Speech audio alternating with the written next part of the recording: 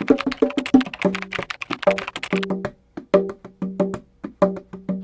so your name's Amber?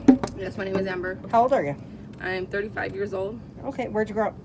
I grew up in San Bernardino County, like down the hill, like by Del Rosa, Fontana, and all that stuff. I lived there, like when I was a kid. Everything went to the elementary schools. What was your childhood like there? Did you have your mom and dad both, or? I didn't have a childhood. I had my dad, but he was too busy into doing drugs and everything while I was taking care of my brothers and sisters up until the 9th grade. And it just became a struggle, you know. I was getting straight F's in school, and my dad finally got clean. And How old were you when you had to take care of your brothers and sisters? at the age 9 years old. 9 years old? Dang. How many brothers and sisters was there? 3. Sisters, brothers? 2 brothers, 1 sister. Oh, okay. And so that had to have been pretty hard. Yeah, I had to cook for them, clean for them, and while my dad was too busy going out and running amok on the streets, and you know, and it was just hard. How long have you been homeless? I've been homeless almost 2 years. Pretty rough. Yeah, it's not by choice. You know, I had my house, I had my car, I had everything, and I come home one day and my kids are already loaded up in a CPS van. So, and it was because of my ex-husband's doing, he was on heroin and dope, and I pretty much got caught in the mix. So I've been out here since, and it's just been a daily struggle. So that's what led you being homeless? That's what led me. You started doing drugs yes, too? Or? Yes, I started doing drugs. When I lost my kids, I lost my house, I lost my job. And it seemed like when I lost my kids, I just want to say fuck the world, you know? And once I lost my kids and I said forget everything, I ended up being on the streets, and I started off first right here at Timberlane Park. And I didn't know which way to go. I mean, it's not my first time being homeless, but I didn't know where to go or anything like that, because normally I would have a car. I would live in the car, so I didn't know where to go about it. And then I ended up coming up here, and it's just a daily struggle. I ended up getting back into the use of drugs. I had 6 years clean. I ended up relapsing. What was your drug of choice? The heroin too? Methamphetamine. Oh, meth? No, not heroin. I lost my mom from that. How old were you when that 10. happened? 10? Mm-hmm. That must have been rough. Yes. I mean, I didn't really get to know my mom, but it drives me crazy because I could have known who she was, you know, and everything like that. But I told myself when I was younger I wasn't going to do drugs or anything like that. But, you know, you never know what you're going to get yourself into, you know. So me being on the streets, it's not comfortable. I mean, we already have to be on our toes enough as it is when we have our place. But being on the streets, you have to worry about who's going to be behind you, who's going to stab you, or who's going to do this, because it's crazy out here right now. And with the coronavirus going on, it's hard to get a job. If I could just get a job, it would be easy, you know.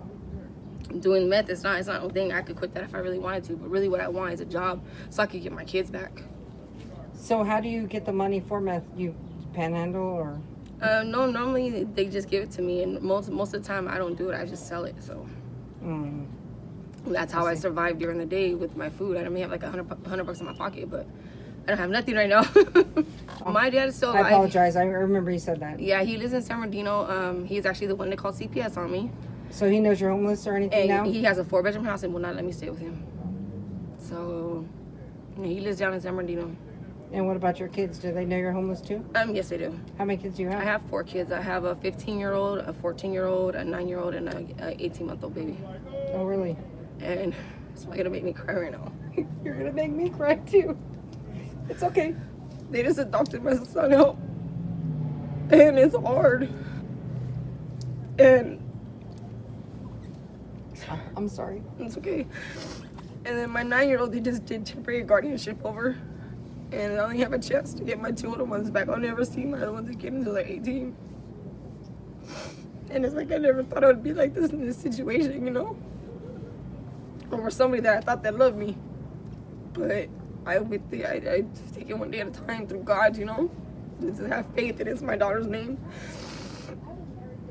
So, but it's hard, but I'm getting tired of it. I tell myself every day, like, am I going to keep going through this? I don't know.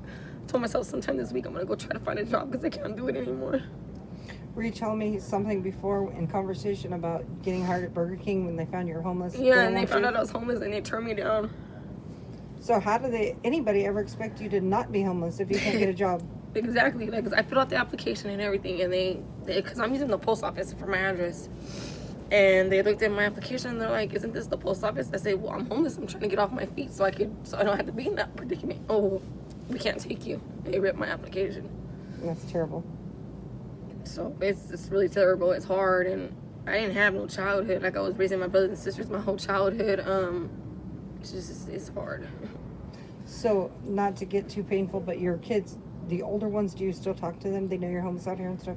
I tried to talk to my 15-year-old son the other day, and I called him. He really didn't have much to say to me. I said, how come you don't call me? I've been too busy playing like video games. So I think, if anything, he's hurting, you know, and I know my kids are hurting more than I am. But it's like every day people want to sit here and tell me, oh, well, why are you being selfish? I said, well, you're going to help me get a place? You're going to help me get a job? If not, then leave me alone. A lot of judgment from other people. I have a lot of people look at me and they look down on me and they look at the way I'm dressed. Like, I don't dress like this by choice. You know, I'm out here because I'm on the streets and having to find somewhere to sleep, having to find somewhere to shower. It's hard. It's an everyday struggle. People don't realize what they see when they look down on us. They judge us like a book by a cover. You know? Everyone, and then there's people out here that are stealing from each other, and like we're all going through the same situation. Why steal from each other? It doesn't make you a bigger person. You know, it just makes you look just as bad, you know? So what's the roughest thing you've had to deal with out here? One time when I was asleep, and I don't know, I got weirded out. I had somebody just staring at me when I was asleep and following me, and then the roughest thing that I had to deal with out here is when I first came out here, when I didn't know how to get no money or anything like that. But now that I know how to, like, it became a little bit easier, you know. But it's still, I worry about who's gonna look at me, how they're gonna look at me, are they gonna judge me, you know, because I get scared. I don't like to panhandle. That's not me. And so it's just this everyday struggle. It's hard. You see people stealing from people out here, fighting over stupid things. I mean, we all shouldn't have to steal from each other. I think we should all come together as a team and try to do something to get us up out of this hole, because if not, we're not gonna make it. How would you want people to see you? Just like everybody? I would just want everybody to see me as a regular human being, and don't criticize me and don't judge me just because I'm homeless and they want to put that jacket on me and look at me like if they're better than me, you know. If people could just look at all of us like we're all human, that we make mistakes, that we go through our own little situations that we go through, that's just life, it would be a lot better instead of people just looking, oh, look at that person, she's homeless, oh, I gotta steal, or stuff like that, you know. Are you treated like that if you happen to go in the store or anything like that? Oh, I have the 99-cent store, and everybody automatically look at me because they know I'm on the streets. Like if I'm gonna steal something, and even when I go in there with money, you know, they'll follow me around the store, and I'm like, I don't like to have that feeling, you know, because I don't like to steal. But there's been times where I've had to steal from the 99-cent store. I had to fill up my backpack full of food, full of cleaning supplies, not cleaning supplies, feminine supplies and stuff like that. And I don't like to steal, but it's about survival. It's hard.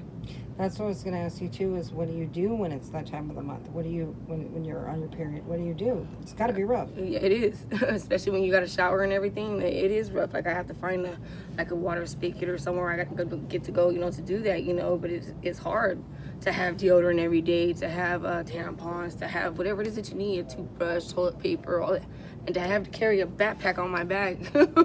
Right. Like I'm honestly getting tired of this life. My goals is I just want to start looking for a job, you know, and then hopefully see myself back in my own place again, you know. Just like I talked to my son, and before he didn't really talk to me, he told me, he goes, Mom, it's not your fault why we got taken. He goes, you would have had us back already, yeah. He goes, but I don't like that guy Paul, which is my ex-husband. He goes, but if I turn 18 and you still don't got us back, Mom, I'm gonna come see you. I'm gonna come find you, you know. And I told him, I said, I don't have to wait that long. Hopefully I got you guys back by then, you know. I just want to be in my own place again and have a job like I used to. I feel like everything got taken from me for something that wasn't my fault. Mm-hmm. Are your kids close by to where you... Yeah, my kids, the only one that's far away is my daughter, my 14-year-old daughter. She's in Yucaipa. And my 15-year-old son is in Victorville. And my two little ones are in Adelanto. And what would you want to say about yourself?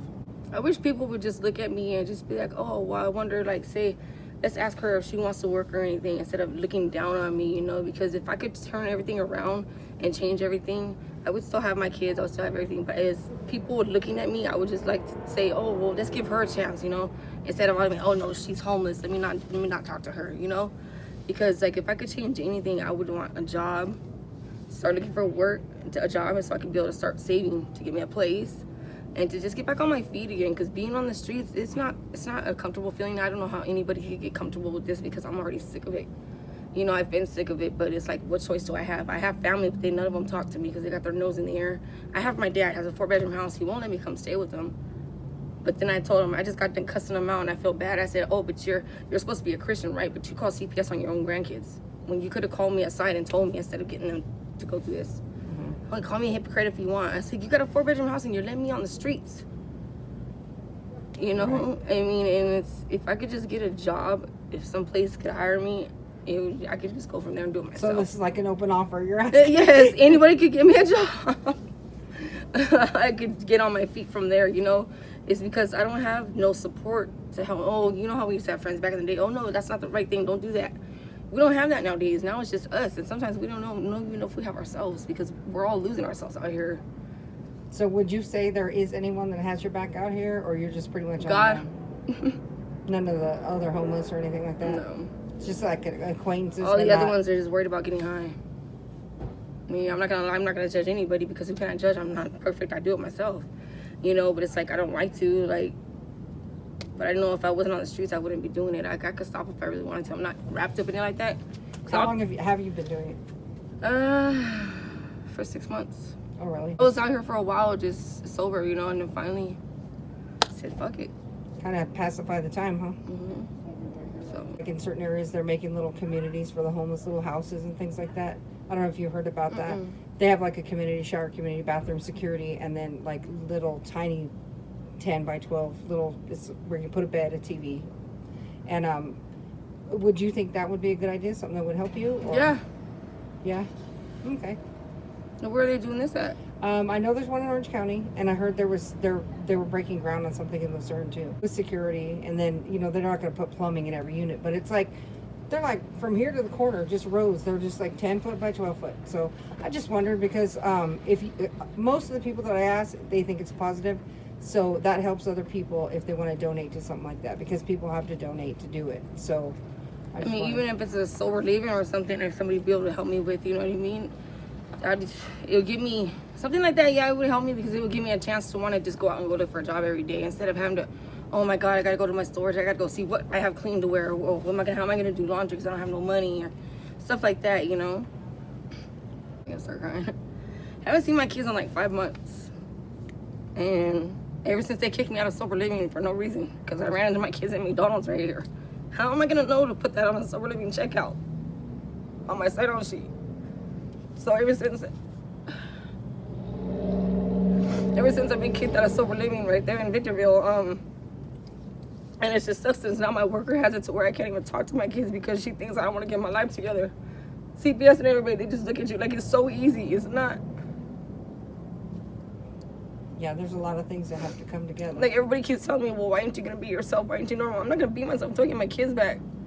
Because I feel like whatever I had loved and whatever that helped me keep ground foundation has been taken from me. Reason to live. Well, I sincerely hope that, a job happens for you and all that kind of stuff. And then, ultimately for you to be able to get your kids back. I hope so. Thank you. All right, I think I'm going to stop it there, but thank you for talking to me. Thank you so much. You're welcome.